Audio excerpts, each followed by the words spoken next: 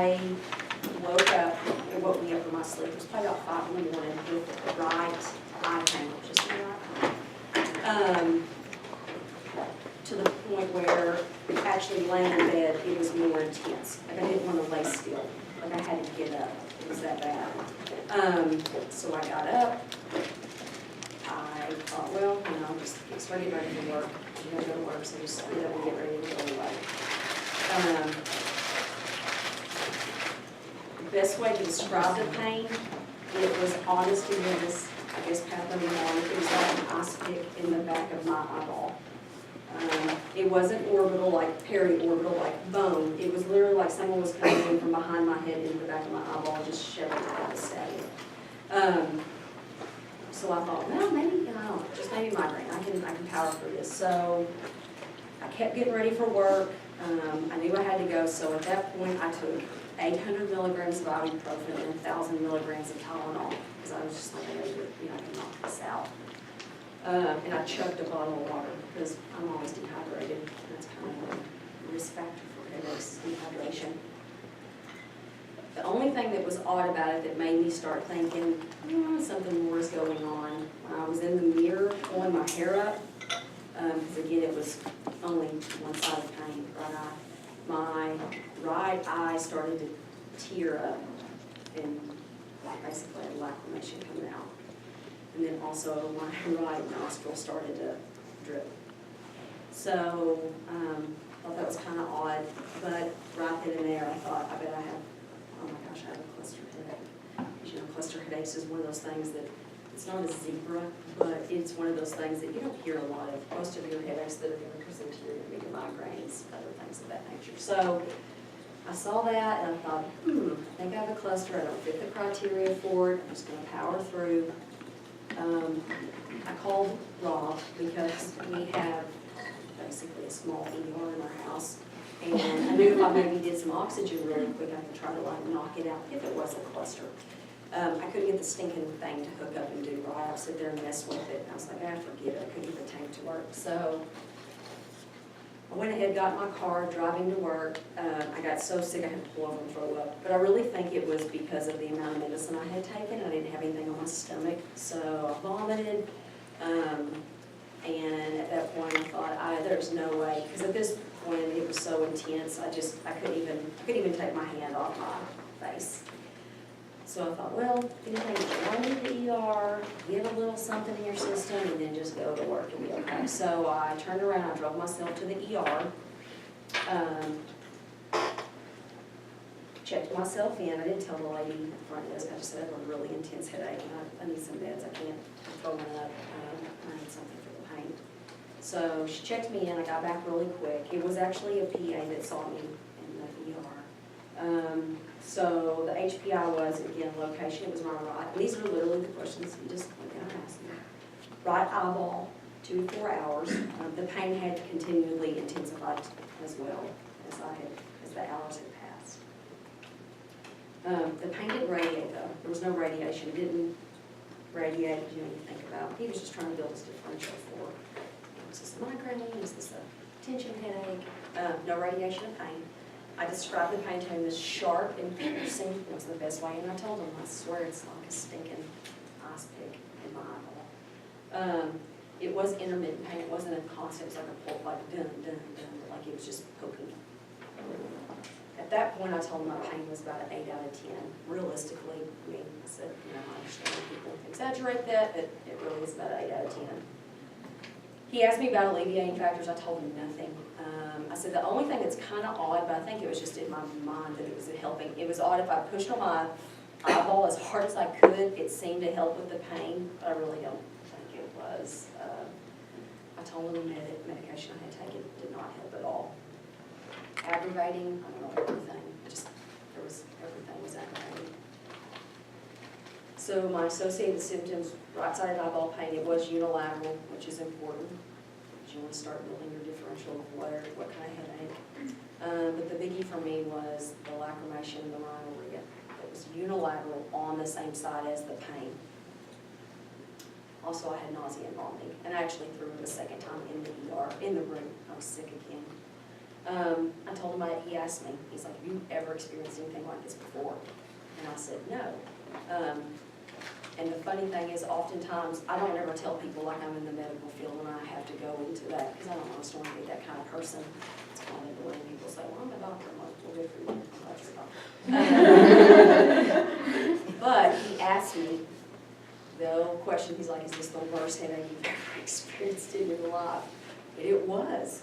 But I knew where he was going, so at that point I was like, look, I get it, you're gonna try to rule me out for the whole thunderclap headache, subarachnoid. I said, this is the worst headache of my life. I said, it is, but I know what you're getting at, I don't wanna go down that road. He's like, what do you mean? I said, I'm a PA, so I kinda know what's going on. I said, I don't wanna tell you, but I think I have a cluster headache. He kinda blew me off at first, because again, I don't fit the profile. So he's like, well, let's do, I think you have a migraine, let's do an exam on you. So, and I told him, I said, I have no vision changes, no dizziness. It was true. I didn't have any photophobia or phonophobia either, and no aura. So I think he kind of started pushing me off that migraine. You can have a migraine without those things. You can have those things with a cluster headache, actually. But he started to push me off the migraine list. He did a full neurological exam on me, the full shebang. I mean, he did it all. Babinski's, he made me do Romberg's, and then of course a focus. So heart, lungs, you know the focus component, but a full neurological exam. My saving grace was when he was doing and I was doing the Romberg, my eye actually started to drain. And he's like, your eye's draining. I said, I know, I told you. I think it's a cluster headache. So at that point, my assessment, and I watched him, he was putting it in the computer, it was headache, nausea, vomiting, nasal declamation, and rhinorrhea. My workup, he did a urine pregnancy test on me, of course, one for medications, it could hurt baby, and because he CT scanned me. He's like, I'm going to do a CT scan of your brain. He's like, you do not have any neurologic deficits. He said, but because you said it's the worst headache of your life. He's like, I got to CT scan you. I was like, I get it, that's cool. I've never had a CT scan, so it was really scary. But he did do a CT scan. No blood workup of any kind. When I came back from the CT scanner, he did put me on he put me on oxygen. He actually put me on 10 liters. Because it's high dose. It's 10 to 12, actually, they'll say, I don't know what, 12 liters is what they per minute. He put me on, because I watched him turn it up, it was 10 liters per minute, it was a non-rebreather. Put me on a non-rebreather. The odd thing is, he didn't really go by the book, I don't know if he was still convinced, he actually gave me IM Compazine and Toradol. He did not do a sumatriptan. I don't know why that was, but he did not do that. But honest to goodness, within 5 minutes, it was gone. It was absolutely gone. I really think it was the oxygen. He put the oxygen on me first. My discharge diagnosis was cluster headache. It was on my discharge summary. He did not discharge me with any home medications. He told me to follow up with my PCP. And then, of course, return to the ER if my symptoms worsened or returned. The odd thing, I actually told Dr. Latassi about this, I've never taken Compazine before, or had it, and it gave me the weirdest, like, I don't know, it was just like my body was like twitching and turning. It was the weirdest thing I've ever experienced in my life. Yes, it scared me. And of course I was home by myself because I drove, which here's a mistake he made. He actually let me leave the ER, and I was so gonked out of my mind from it made me like very woozy and tired, but I was embarrassed. I was like, okay, see you later. So I went through the McDonald's drive-thru and tried to eat something to wake myself up. I made it home, got in bed, and I couldn't sleep because of the disconnect. I mean, it was like my body was like twisting. Got up, took some Benadryl. I didn't even know what to do. I took some Benadryl, knocked me out. That was that. Knock on wood, God, I'm a very superstitious person. I've never had one since. That was a year ago. It was the worst pain of my life. I've never experienced anything like it. I told Dr. Vanetta and Dr. McNeil, and they were like, you don't have those risk factors. You're not a male. So how did she not fit? Yeah, and I actually wrote some of that down. Let them tell you, because they, Yep. so get your notes out. How does she not fit? Not a smoker.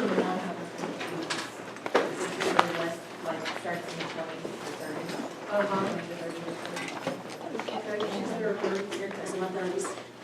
Yeah, so what are the risk factors, basically? Really no risk factors, yeah.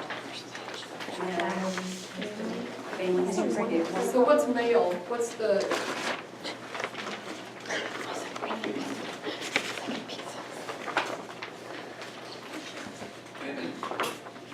what's the male to female ratio? 3:1. And I don't know exactly. Yeah. So you're so atypical. And I am. And I actually think that's why that gentleman was going, because, but again, it's a good teaching point. Don't ever not have something in your differential just because it's not textbook. That's what will get you in trouble. Time of year It was actually warm outside, and had the sundress on, so it was actually fun about this time. You know, spring and fall and It was in the morning, actually it woke me up. Is that not an abnormal, is that a? No, it's Nice. normal. It says night, but it's. I thought it was one of more, is it night? It says night. Okay. Is it, I don't know that one. Suddenly. Yeah, so I don't smoke, alcohol's another risk factor for it. I didn't ever get into tax 4 to 8, I wrote this down, average overtax 4 per day with a maximum of 8. Yeah. Often people have suicidal ideation, and the guy asked me that after he kind of was like, okay, maybe it's really clustered, and I was like, no, no. But I can see where people would not, yeah. How did her presentation fit, though, a cluster? What did she tell you that was consistent? Say it again. Pain behind the eye. So, information, Okay, okay. so an autonomic. No alleviation.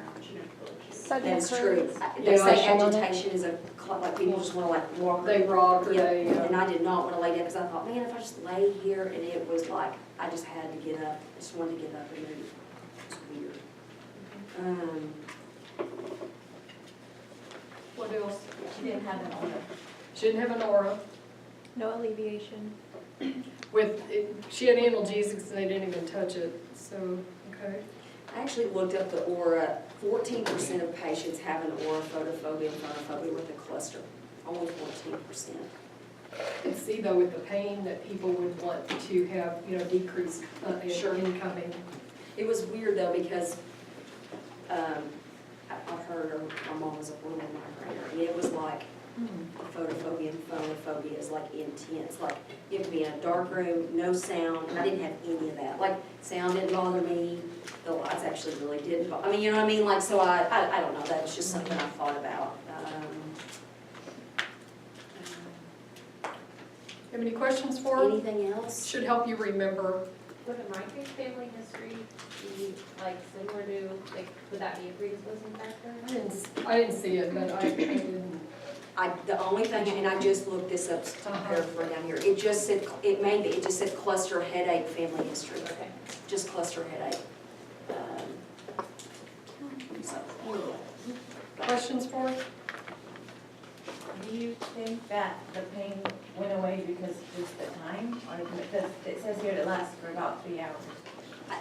I truly believe it was the oxygen, only because it stinking went away within 5 minutes. It was like 5 minutes. I was just like, they hadn't even started to push the other stuff yet. And I was like, oh my God, I can't believe I already feel better. That's crazy. So, I don't think it was time, because it was not letting up. Remember that her reaction to the Compazine, because we're going to see it in psych when we talk about the general or the older antipsychotics, is she had torticollis, and she did exactly the right thing. She took Benadryl, which is what we would push IV Benadryl in the Dr. Britton had it one time, so I got to see him do it. It looks like a turtle. They just cannot get comfortable. They will keep arching their back, It's the moving, weirdest because, sensation. and you can't stop yourself. It's like your body is like twisting, and you're just like, what is wrong? It is bizarre. I don't know how to explain it. It was the weirdest thing. Yeah. So could you treat just with oxygen and then allow time and see if it goes away just with that? Like in that situation, he was trying to do all of that at the same time. Would it have been appropriate? So I think the biggest thing is you have to figure out what is going to hurt them right away. So he was really worried about a bleed in the head. So I think he wanted to rule that out first and not obscure that picture before he made a diagnosis, is my guess. Yeah, I just meant more with the other medications. Like, cause he did the oxygen with the meds at the same time, so would it have been appropriate to wait on the other meds? Oh, I think maybe he wanted to make her comfortable. One is not to injure herself if we can repeated throwing up, Yeah, and the it just throw- relaxes you. 'Cause And it knocks you out. It knocked me out. I mean, I was very drugged. So he may have been worried about subsequent attacks, because he couldn't send you home with oxygen. Right. Did you feel normal the next day? Yep. Yeah. I felt normal when I woke up, how She many came to hours? work the next day. Yeah. It was, Did your vomiting make your pain worse? yes. What's the magic with the oxygen? What's the, You know, because whenever I told Dr. McGinley that I had one, they were like, no, you didn't, you don't fit the class. Well, they were like, you don't fit the classic. I was like, yeah, okay. So I had looked up the oxygen. They're not 100% sure what it clusters. They think it's somewhat like that you have these vasospasms. And oxygen actually helps with not only vasodilation, because it increases this and decreases that in your blood, and I don't know to that level. So it causes vasodilation, and it also smooths out the blood cell wall. That's what I read. Unless somebody else knows something, that's all I know. It just helps with vasospasms and smoothing them out. So, anywho, I appreciate y'all's time. Thank y'all very much. No, I appreciate you Yeah. sharing. Not a problem. I think it's helpful, thank you. Bye, guys. One follow-up, Kendall raised the question about Toradol for the treatment of acute migraines. I didn't really see it in when I was going through, I know in this area they use it in the ER and in the urgent care. Went back and looked some more, and there was one mention of it. There is a small study that looked at 8 studies that had done it, not placebo control, it's just something people do. So it has experience behind it, doesn't have a lot of data behind it, but it certainly will relieve the pain, gives people time for other agents to become effective. So I don't see anything wrong with it, I can't think of anything. It's in the office, they're not gonna walk home with anything that's like that, so I think it's reasonable to use. Any other questions or comments about yesterday? What was it, yesterday? Seems a long time ago. Okay. Dr. McCarthy, on the Yeah. objectives, you asked for a couple of dosages that were not listed in the handout. Then just shoot them to me and I'll look. I'll be glad to. okay.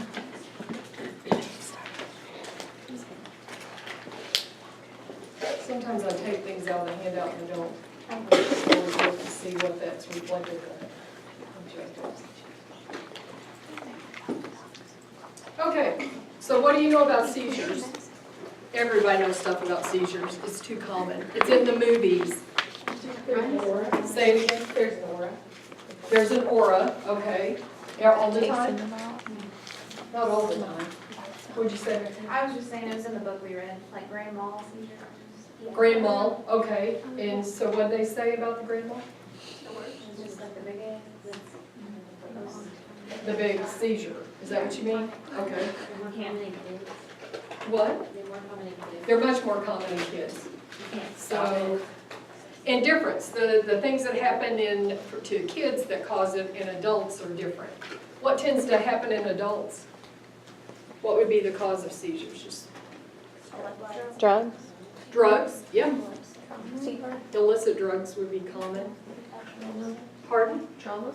Trauma, a big one. So knock to the head, what else? Epilepsy, so yes. So it can be a new onset of a disease, but a lot of times it's something outside, usually a knock to the head, a drug, a brain tumor could also do it. Okay. All right, what else do you know? Aspirate while it's happening. So you could aspirate, so what would happen then? What are you in danger of if you aspirate? Asphyxiation. Pneumonitis or pneumonia, choking. Okay, what else? Sometimes they're violent and sometimes people get real still. Okay, I'm going to show you a series of videos on the different seizures because what we classically think of is not always what a seizure looks like. So there's multiple types.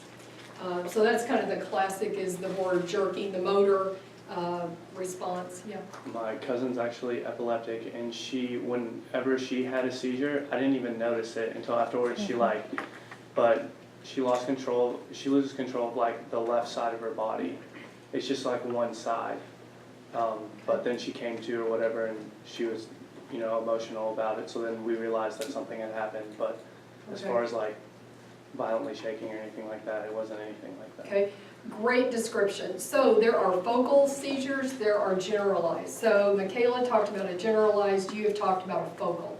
So focal only affects one part of one hemisphere, whereas the major, like the grand mal, they call it tonic-clonic now, is both hemispheres. So that's how they make the big divide, and then they have this other category called unknown, because they don't know what it comes from. So I'm going to show you a series of them so you can see. These videos come mostly out of the Epilepsy Society in the UK, and they put them together as a public service to show people, here's what seizures look like. The people are incredibly kind, I think, and tolerant. So you see people in all different situations. And I think it was also teaching the public how to respond if these things happen. It also shows you that seizures can occur and you have no idea what they are. And some of them are so brief that they may not even be diagnosed. They are also, I hate this because I learned it one way, now they're changing it, but they are changing the terminology. It went into effect, I think, early in this year. So that things like grand mal, they don't call them grand mal, they call them tonic-clonic. The seizure you're describing, they now call focal. It used to be called partial. So there's a lot of terminology changeover. Where I could match them up, I put them up here. I think also what it's showing is just the evolution of understanding of seizures. So when I was at your point, there were probably 2 or 3 different types, and they were major categories. Now there are probably 20. So let's look at a few of these. So this is a simple focal seizure. So simple focal, small part of one lobe of the brain is affected. The person is conscious and they're aware and alert. So you have focal, they divide down into with awareness or unawareness. So that's the next big divide. So this is with awareness. They usually know that something is happening and they will remember the seizure afterwards, whereas a lot of them they won't.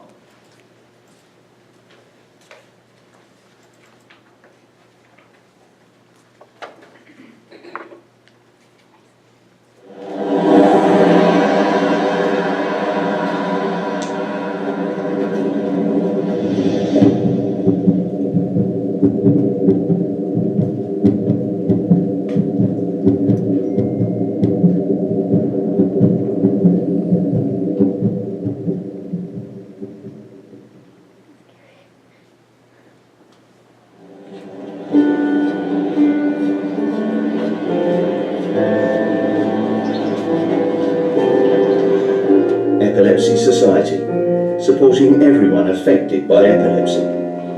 To find out more, go to www.epilepsysociety.org.uk. Okay, so what do you see there? Vision change. Person's upright the whole time, so they didn't fall to the ground. What else? You can hear their heartbeat. Oh, well, what I'm sorry to tell you, that I can't. There's another window. Oh.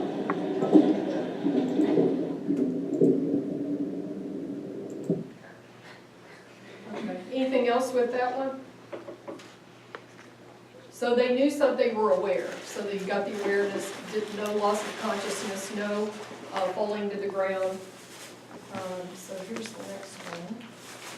The complex. So this is still a focal seizure, but it affects a bigger part of the brain. The person's consciousness is more affected. She's going to be in a store shopping, and she seems very confused. And so the shop person notices that and helps her to kind of sit down. But so watch and see what you see differently here.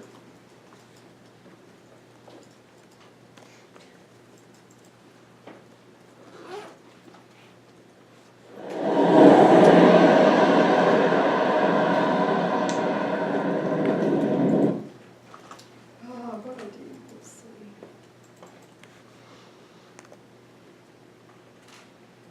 Okay, so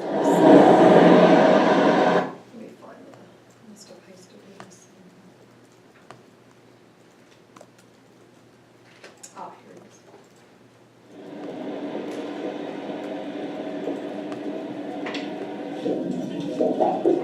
Hello, Mrs. Williams, how are you? Good, thanks. You? Good, thanks.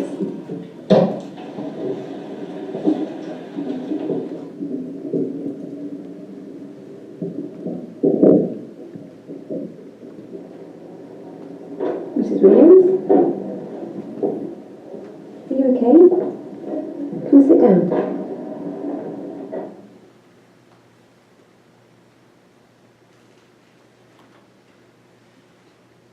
Are you okay? Can I get you a drink? No, I'm fine, thanks. I'll just sit here just for a moment. Are you sure? Right, yes, thank you. Give me a shout if you need something. I'll just be at the back. Thank you. Epilepsy Society, supporting everyone affected by epilepsy. To find out more, go to www.epilepsysociety.org.uk.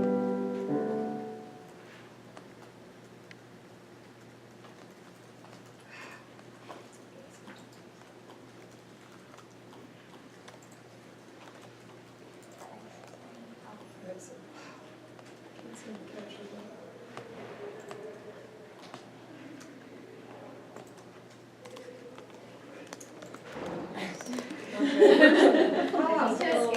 Oh, there it is. Down there,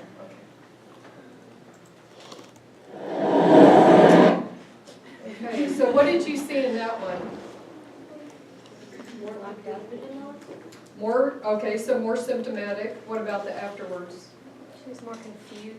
More confused, okay. She didn't lose consciousness, you could tell, and she didn't fall down, so no motor. So this is an absence. So this is the old petit mal. This is, from what I understand, absence is a generalized, so it's both hemispheres. More common in kids than adults. Happens very frequently, so they have multiple in a day. The person becomes unconscious for a short time. They may look blank or stare. This was often, they say down further about daydreaming, kids daydreaming in school. If they're walking, they may carry on walking, but they will not be aware of what they're doing. So unlike daydreaming, if they're having an absence seizure, they won't respond to you.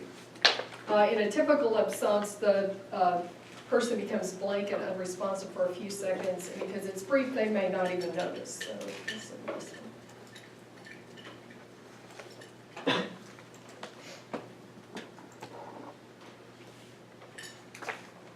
Did you hear about Dave and Josie? More about Libby and Stuart. So what should we do at the weekend? On Friday, because we're going to that park, and don't want it to go to town anyway, because I really, and what's it, Jacob? Yeah, Jacob, yeah, so that new film, do a car. Which one was it? We'll watch the reaction. Sorry, what? Oh, no, don't worry about it. I was just asking if you want to go cinema, because Jacob was asking you to come on Saturday. Oh right, yeah, that's fine. I'm up for that completely, yeah. Epilepsy Society, supporting everyone affected by epilepsy. Okay, so what'd you see there? Her speech was confused. She what? I said her speech was jumbled. Speech was confused, it really was. The girl couldn't follow her. So those little breaks, I think they were just giving you the discontinuous flow of thought and speech. What else? So the girl that was talking was supposed to have the seizure? The girl was talking all So she the was time. portraying it broken, not the girl was receiving it broken. Yeah, it was the girl receiving it like blanking out on Tennessee. Oh, That's right. I didn't take That's it what I that was way. wondering. Oh, well, okay, that works. I didn't take it that way. I think it was the girl who was, because she, at the end, she goes, oh, all right, yeah, right. Here's what I meant to say. Because didn't she think that because her friend looked like she was daydreaming, like she wasn't listening to her? So she said, it's okay, don't worry about it. Well, we only see that person's face, Yeah. so I don't know. That's interesting that we don't. Said, okay. Oh, I know what happened. You know, Thank you, what happened? you know how they showed us like she would stop, like the speech would stop? I think that was the other person, what they saw. Oh, but receiving it was it. cutting Oh, off that's her. right. Well, good for you all. You've got younger brains. I'll give it to you. Either way. Okay, myoclonic seizure, so this is muscle involvement. Happens for a very brief time. Sometime, and they're usually, and I think in this situation, she's aware of it. So this is showing you what it might look like. She's getting ready to have breakfast and she's trying to eat her cereal. So let's listen to what she tells about the night before, though. What time were you working till last night? You look exhausted. Oh, it's so late, I'm so tired, but just gotta get that coursework done for next week. This will get you going again. Thanks, Dad.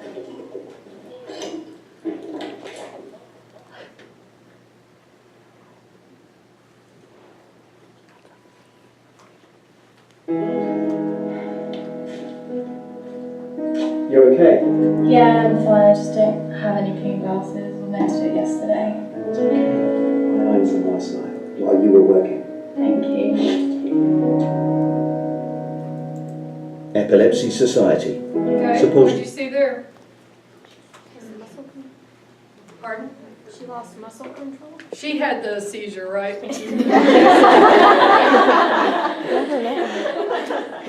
So she didn't lose consciousness, right? But it was all motor, right? Okay. What did she tell you? Because she gives you some really good history in terms of things that are risk factors that set people up, that when they're more likely to have a seizure. What did she say? Like a sleep exhaustion. Exhausted, sleep, not sleeping well, stressed. So those are common risks. Okay.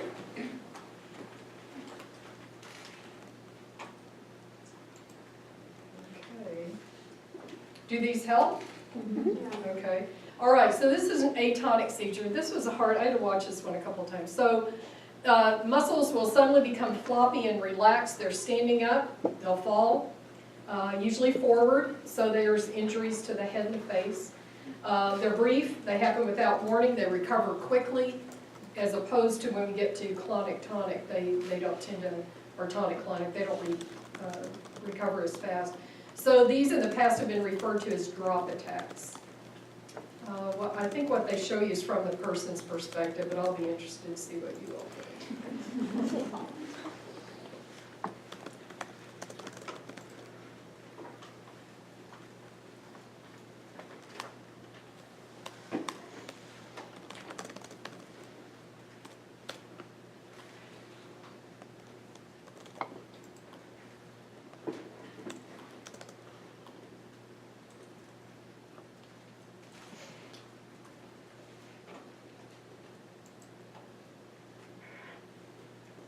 Let's see if I can get it to people.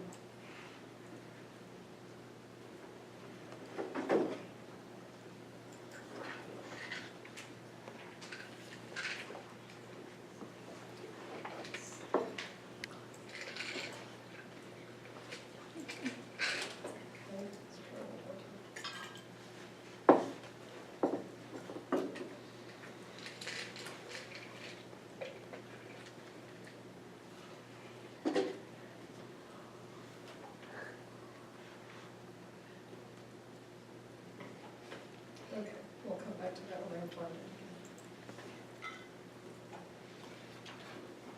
Okay, here's a tonic-clonic. So this shows, I don't want to do this one. Let me go to this. I don't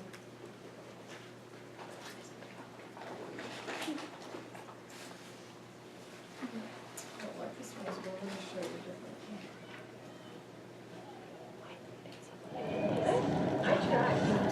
Oh, this is. You ever know I was doing video games? Work like video games. Hun? Hun? Okay, all right. Okay.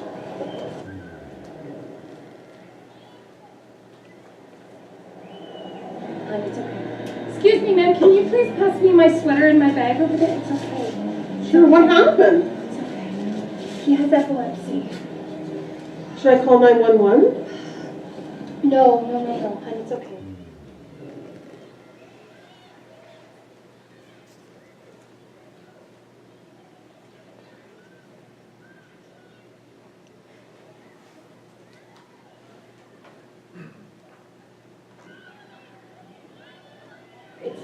It's not an emergency. Well, is he gonna swallow his tongue? Are you supposed to put a spoon in his mouth or something?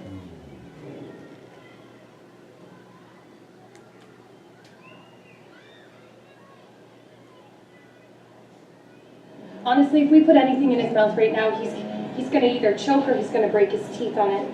The best thing we can do is just wait it out. We just gotta make sure he's safe and there's nothing around him where he can harm himself.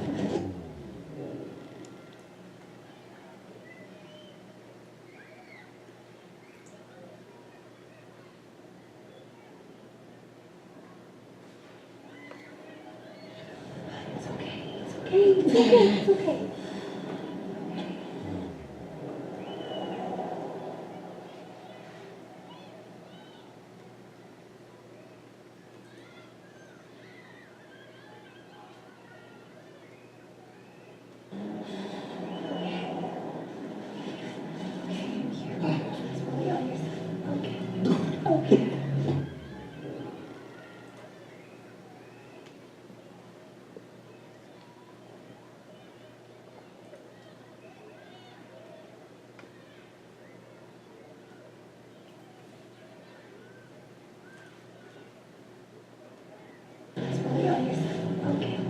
Okay.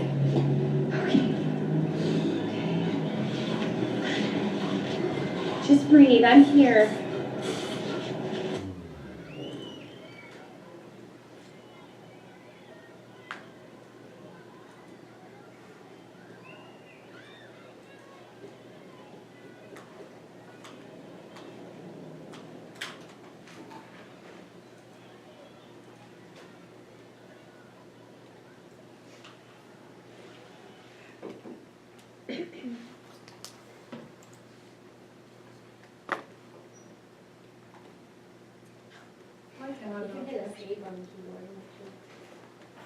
Exit.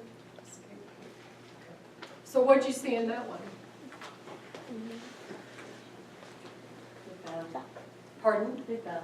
They fell, so they lost consciousness, they fell. Anything else? Which complete lack of control. Pardon? The complete lack of control. Have you ever witnessed one of those? So you have. Really? So many of you? How come? It was I was in a college class. I used to work at the Children's Center Rehab Hospital and a lot of our kids. Did you think it was realistic? I had, when I was in college, or in pharmacy school, my roommate was a psych major. She was working on her master's, and she taught at a school, and in Kansas City there was a school for children diagnosed with autism. And so to make extra money, we would babysit. So often we would do weekend stuff. So I had a weekend with a child who was, he was probably 12 or 14, pretty good sized kid. And he liked to walk in the park. So there's a beautiful park in Kansas City called Luce Park, and there's these mansions all around him. And so we were walking through there, and all of a sudden he did exactly that. And it took me a minute. I couldn't figure out what was happening. And by the grace of God, there were respiratory therapists having a picnic right inside. And so they came over and they said, does he have a seizure disorder? And I'm like, oh yes, he does, finally. So they did all those things. So, but it took me by such surprise. So anyway, when Dr. Britton and I took our pharmacy licensing exam, you had to go to Austin, Texas. And they have this huge convention center, and they put everybody down in the basement. It was so cold, and there were so many people. And it was about 8 o'clock in the morning, and we're getting ready to, we had just started, we were probably 10 minutes into the exam, and this girl, 2 rows in front of me, shrieks and falls to the ground. And so she had a seizure. Never had known it before, stressed, hadn't eaten that morning, she was about that big around. And, but anyway, so they can look all different ways. Let me see if I can go back and get that other one. Any from you all that have seen them before, any comments? Lindsay's? The yelling before is super common. That's what would sometimes get like the nursing staff's attention that one of our patients is about to have a seizure. Really? My dogs used to have them, and they would know, and they would come in and lay or sit right in front of you, and it was really weird because they would just stare at you. And so my parents put it together, and then they told us what to do, and they would have they would shake and stiffen and be really thirsty. They'd also be incontinent, like it said. Yeah, no, I never had that. We had a lot of dogs that would get hospitalized for it, but some of them wouldn't have body symptoms. You could see they would have nystagmus, their eyes would twitch, and then they'd become incontinent, but sometimes they didn't move at all. We had a dog that has seizure disorder. She'd run along and she would just go. It was one of Dr. Britton's babies, and he just freaked out the first time we had it, but it was easily treated. Yeah. It was actually thyroid related. Once we replaced her thyroid, she didn't do it anymore. Wow. Here's, since I can't pull up the one, I can show you this one. This one has atonic drop seizures, they call them, right?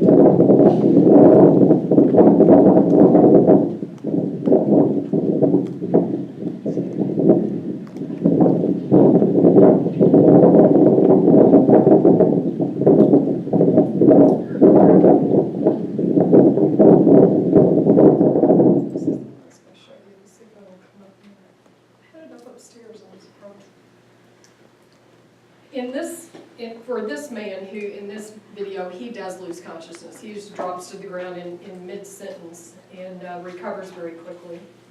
Okay, all right, so you've got those. Okay. All right, so I did that because I don't think you've had your ClinMed yet, have you?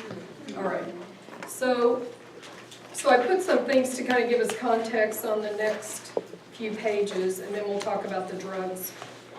So if you turn to page 2, goals of therapy. So we would like to make them seizure-free. That usually is not a goal that can be fully accomplished. You can have them well-controlled, does not mean seizure-free. And I found anywhere from 60 to 80% of people can become seizure-free. But they could be well-controlled even if they're not seizure-free.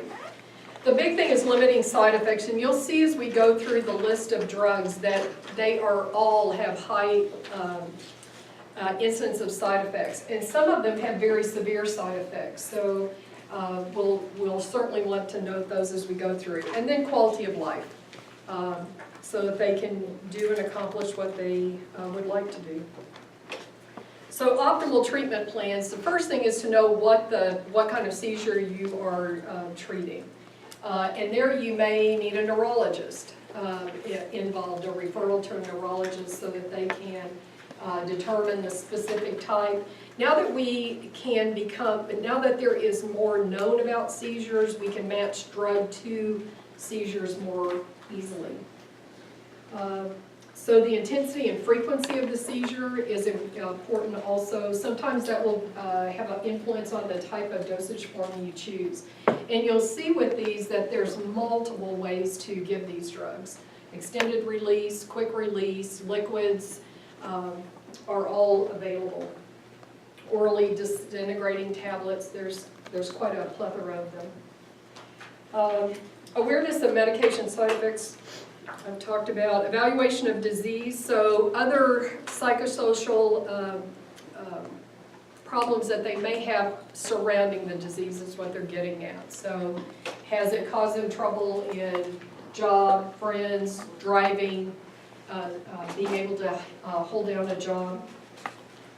Patient-specific treatment goals are important for kids. We would want them to have good neuro development. For adults, it may be, I want to plan a pregnancy. I want to go to school. I want this kind of job. So even those kinds of plans should come in. Because the rate of non-adherence is very high. It's about 60 to 70% don't take their drug as is prescribed for a variety of reasons. And people may go for, especially with the generalized seizures, they may have very few. And so for them to take a drug all the time to prevent something that doesn't happen very often may not make sense to them. So when to refer to a neurologist? Well, one is to establish the diagnosis and get a treatment plan from them. I think that's very helpful because when you look at the next page or two, you'll see there are now about 20. See, if you guys had gone through school with me, there were about 3, and now there are a huge number. I'm only going to go through a few of them. I'm going to go through the most common ones because there's just so many. And there's a few that are used quite often. If there's doubt about the diagnosis, maybe you have a parent that doesn't believe it or accept it, or a patient that doesn't necessarily, or they don't fit the criteria, and so there is doubt. Because you certainly don't want to label someone as having a seizure disorder, nor do you want to ignore one and not treat it. And if the patient continues to seize, then a different drug or combinations of drugs may be warranted and best for the person.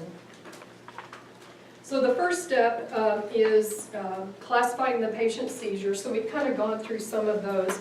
It says on the next page, but it's actually on page 4, because I continue to put stuff in. So if you look at page 4, they have broken down. This is just for your reference. So you got generalized, focal, and then the unknown and the unclassified. And then they give you the motor type symptoms and non-motor. I'm certainly not going to ask you off of these. I'm just giving you, one is to get familiar with terminology and vocabulary that's used associated with this condition. Okay, so the 2 broad categories we talked about, the focal, which used to be called partial.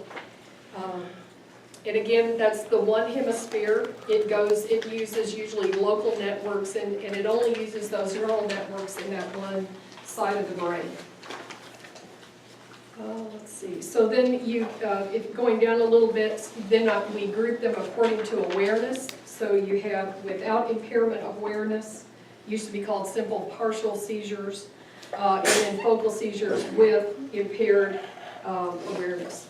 And those were called complex partial seizures.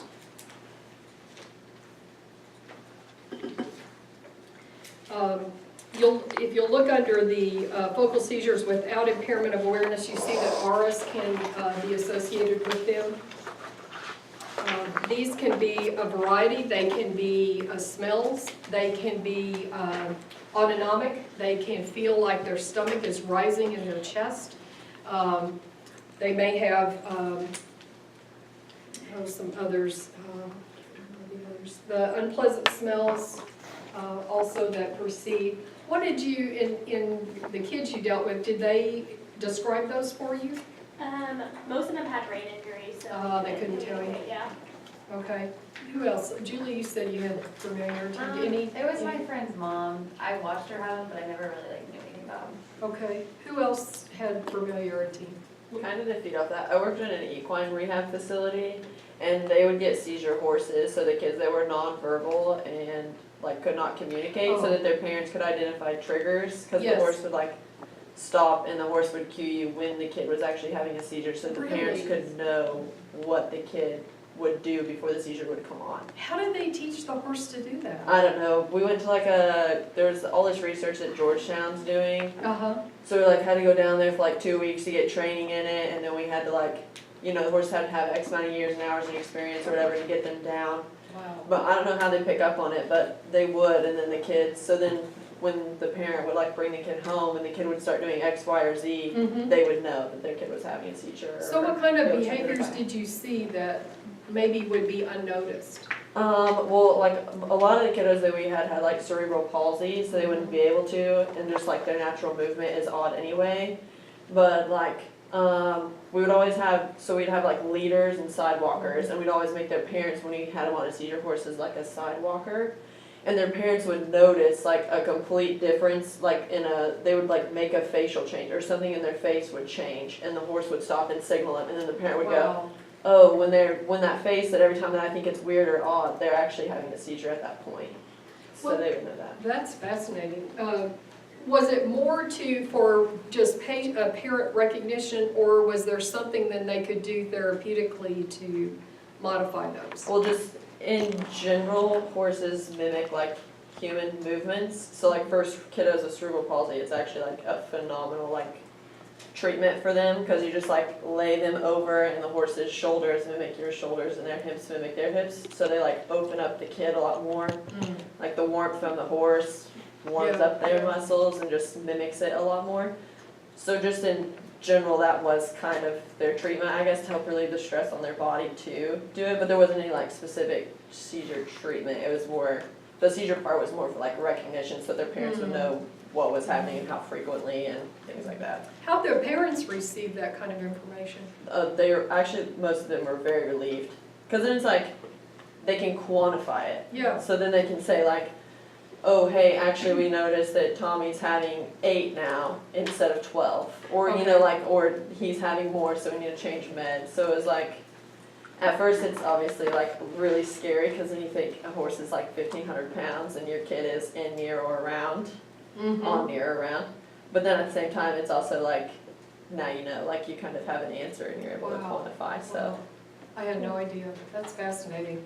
Very good. Lindsay, did you have something to add? Oh, just the gazing. I shadowed a pediatric neurologist, and she would have video after video that parents would send her. It was that change in the eye. Like, it was this subtle, it was really interesting. Wow.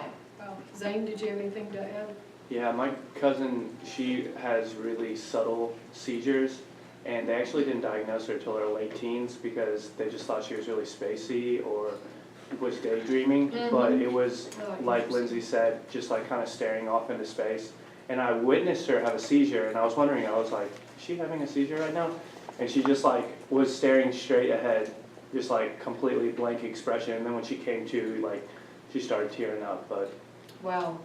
We actually had a kid that's how we found it, was that a kid that did not have, well, they didn't know that they had a history of seizures, was on a horse. And the horse cued us that they were having a seizure. We're like, they don't even have a history for it, but she was blinking out, and she was actually having a seizure that they didn't, that no one knew about until she was right in the area. Incredible. Incredible. Okay, let's see. Under focal seizures with impaired awareness, I've watched a lot of videos of different kids, and they would show these kind of repetitive behaviors. I watched one child that just had a chewing motion. If you didn't know, I mean, the only thing that got odd is that it never stopped, but it was the same rhythm, the same pattern that they did over and over again when they were having their seizure, lip smacking. So after the seizure, a patient is confused, fatigued, or throbbing headache. Okay, and then on the next page, when they're told of their behavior, they may not believe it. Focal seizures can also be divided into the motor seizures and non-motor seizures, and we saw some of those. So the motor seizures are those more clonic, jerking actions, or a stiffening of the body, or loss of muscle tone, which that was what that little boy had. Or repeated type of automatic movements. The non-motor seizures can be behavioral, they can be cognitive, or emotional or sensory.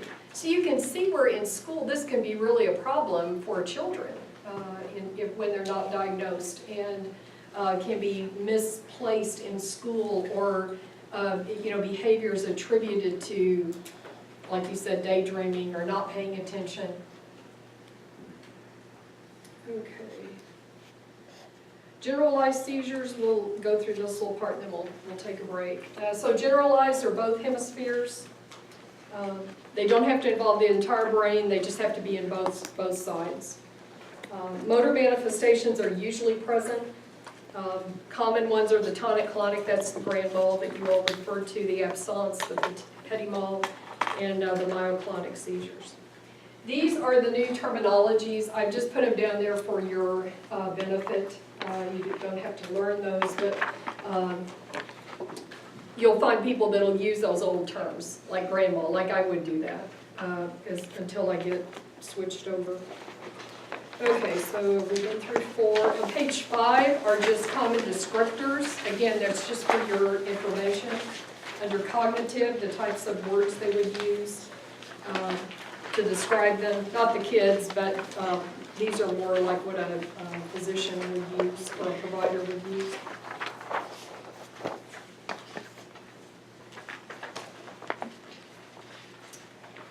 Okay, so let's stop. We'll come back on page 6. So let's stop and take a break, and we'll come back a little, just right after 2, and pick up there.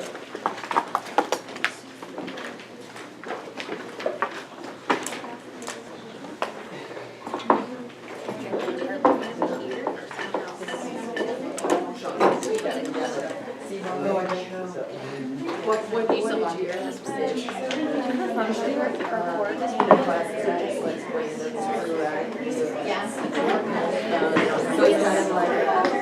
Yeah. So what are the objectives? Yeah. 2 hours. Yeah, I did it for, Well, did you look at the chart to see if any of those? I started when I was like 9, but we didn't have seizures, like, we didn't have seizure fee horses, which is what the horses that we did therapy with. Whatever happens.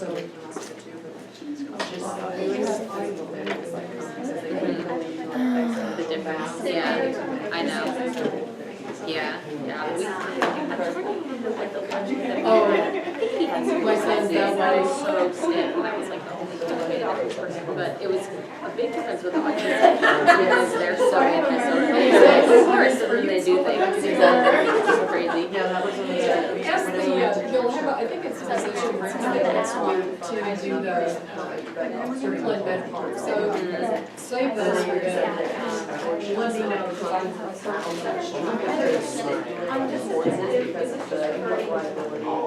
Right. Oh, okay, I started saying. Okay, what, this right there? Right.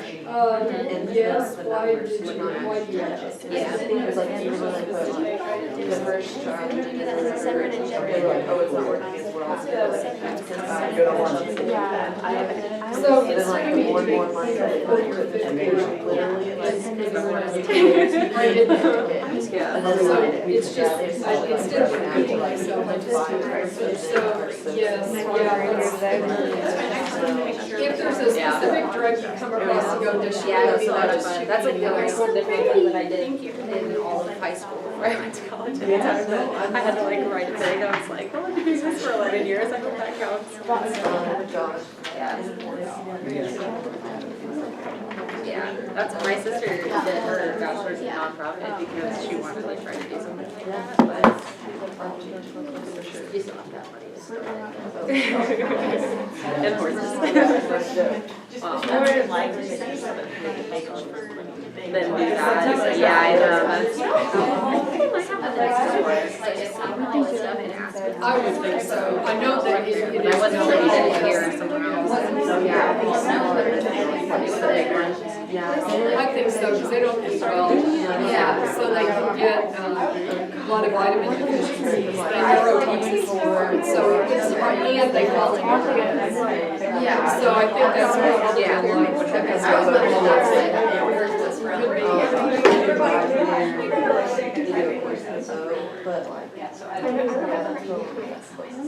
Yeah. Yeah, the weekend it doesn't have a test for the shit. It was like 2 months. But yeah. Yes. I don't do any horse things. Same thing. I know. Yeah. And they never get work, so they're kind of brats anyway, but she's always like, Wow. So, did they give his? okay. So it was the entire back up this whole horse just so I can hear it in circles. What years were you all there? We were there in the mid-80s. Sure. So we